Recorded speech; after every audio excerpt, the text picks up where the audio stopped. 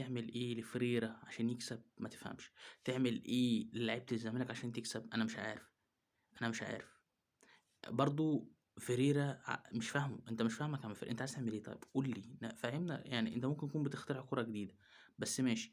السنة اللي فاتت لعبت ب3-4-3 وعاندت الناس كلّها ومشيت معاك النتيجة وكسبت دوري وكاس. جيت quality اللعيبة اختلف، اللعيبة اللي عندك القماشة بتاعتها اختلفت، إمكانياتها مختلفة، ونفس وتطوّرهم وتقبُّلهم للخطة بتاعتك مش راكبة. طَب عدِّل يا عم فريرة، عدِّل يا عم الحاج.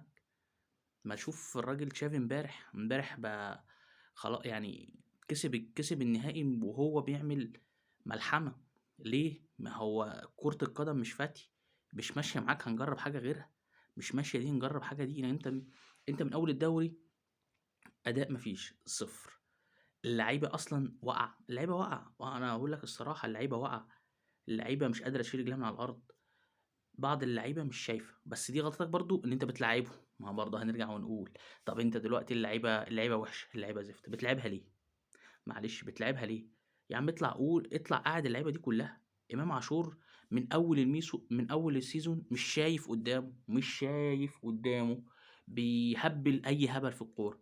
شوف إمام عاشور الموسم ده والموسم اللي فات. طَب هارجع وأقول أنت بتلاعبه ليه؟ طَب هو مستواه وِحِش، هو فعلًا اللعيب مستواه وِحِش، أنت بتلاعبه ليه؟ ملاعب 3 في نُص الملعب، السيسي ودونجا وإمام عاشور، ال3 بيخبطوا في بعض، ونُص الملعب على طول متاخد مننا. إحنا بنلعب 3 في نُص الملعب ونُص الملعب على طول متاخد مننا. ده معنى ذلك إن اللعيبة مش فاهمة هي بتعمل إيه في الملعب، اللعيبة ماشية كده بالحب في الملعب.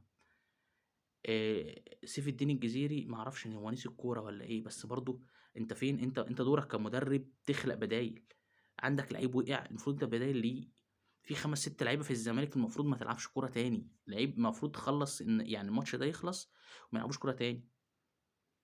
والناس اللي هي مستنية إن الزمالك في القمة، أرجوكم يا جماعة ما تعشموش. ونصيحة لو حد مريض ضغط، سكر، يعني عنده أي مرض مزمن ما يتفرجش على ماتش القمة الجاي.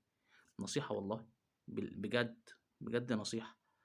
لو أنت خايف على صحتك بلاش تتفرج على ماتش القمة الجاي. ونصيحة مني للإدارة اللي هي أنا مش عارف بصراحة برضه، هي تُلام في جزء يعني جزء من اللي بيحصل، لإن برضه في لعيبة دون المستوى. بس برضه هو برضه المدرب برضه وافق عليهم ليه، جابهم ليه برضه، ما هو أنا مش فاهم برضه.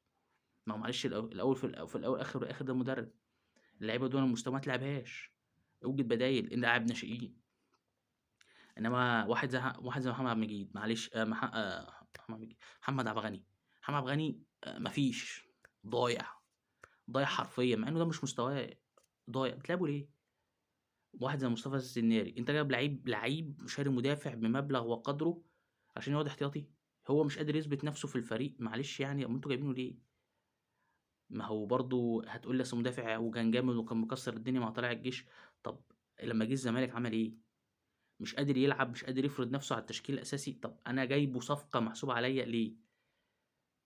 طيب أنا دلوقتي المفروض أنا لمّا أجيب حد أدفع فيه فلوس، واحد محترف، حمزة المسلوسي ده، ما هو ما فرقش حاجة عن اللعيب المصري يا جماعة، ما هو ما فرقش حاجة عن اللعيب المصري. وأنتم سايبينه بقى له 3 سنين، ما أعرفش بيعمل إيه في الزمالك، ما أعرفش بيعمل إيه برضه في الزمالك. سامسون يا جماعة، سامسون، طب أنت سامسون محتاج شاشة والّا محتاج بطارية والّا ظروفك إيه؟ ما أنا مش عارف برضه والله. أنت طب يعني برضه سامسونج المدرب يقول لك أصل هو مش جاهز، أصل هو مش واقف على رجله. أ سامسونج ممكن لعيب كويس على فكرة، أنا وجهة نظري أنا ممكن سامسونج يكون لعيب كويس، بس هو مش جاهز، مش واقف على رجله. طب بتلعبه ليه؟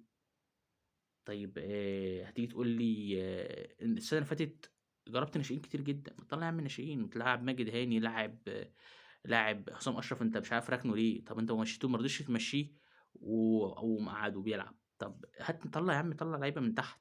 اللعيبة اللي فوق دي شبعت، اللعيبة اللي فوق دي مش لازمهم، اللعيبة اللي فوق دي من الآخر كده مش عايزة فريرة، من الآخر يعني مش عايزة فريرة، واضح كده وفي سيناريو كده بيتعمل، في لعيبة مش عايزة فريرة، في لعيبة بتلعب كده في الملعب تأدية واجب، تأدية واجب. عمرو عم يعني عمر جابر، ما أعرفش عمر جابر برضه بيعمل إيه في الزمالك، يعني ما أعرفش برضه، علامة استفهام على عمر جابر.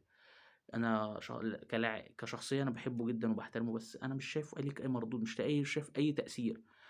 مشكلة الزمالك يا جماعة الرئيسية في السنة دي بالذات، إن ما فيش قائد جوّه الملعب، اللعيبة كلّها بتعمل اللي هي اللي عايز يعمل حاجة بيعملها، ودي حاجة دي أخطر حاجة في الكورة، إن الفرقة بتبقى نازلة الملعب بلا هوية، بلا قائد في الملعب، اللي هو كل واحد بيعمل اللي هو عاوزه. ففينك يا عم شيكابالا في دورك بتعمل إيه في الملعب؟ برضه علامة استفهام، أنت داخل شوط ضربة الجزاء ليه؟ طب ما شافي بيشوط وما شاء الله عليه بيشوط ضربات جزاء حلو، ما شاطش ليه يا عم شافي؟ طب طب مش عارف طب أعمل إيه؟ أنت جايب جناح بن شرقي، بُص من أكتر الماتشات اللي الواحد برضه مفتقد فيها واحد زي بن شرقي، أنت المشكلة إن إحنا السنة اللي فاتت بن شرقي مشي، طارق حامد مشي، مصطفى محمد، آآ ساسي، لعيبة تقيلة كتير مشيت، تقيلة بمعنى صح، يعني اللعيبة الموجودة لا تُذكر بالنسبة لها، والحمد لله خدنا دوري وكاس، بس خدنا دوري وكاس برضه لإن برضه الدوري المصري ضعيف، ما برضه الحقيقة المُرة، الدوري المصري ضعيف، لمّا تلعب بقى في أفريقيا معلش هيبقى في حاجة من الظريفة هتحصل. نصيحة أنا باوجّهها للإدارة، للمستشار مرتضى منصور، على عيني وعلى راسي، بس لو سيادة المستشار أرجوك الحق الفريق قبل القمة. الحل الوحيد للزمالك إن تغيير مدرب قبل ماتش القمة، لو أنتم عايزين تلحقوا الدوري، دي نصيحة والله تاخدوا بيها أو ما تاخدوش بيها برضه أنتم حرين، بس هنعمل إيه؟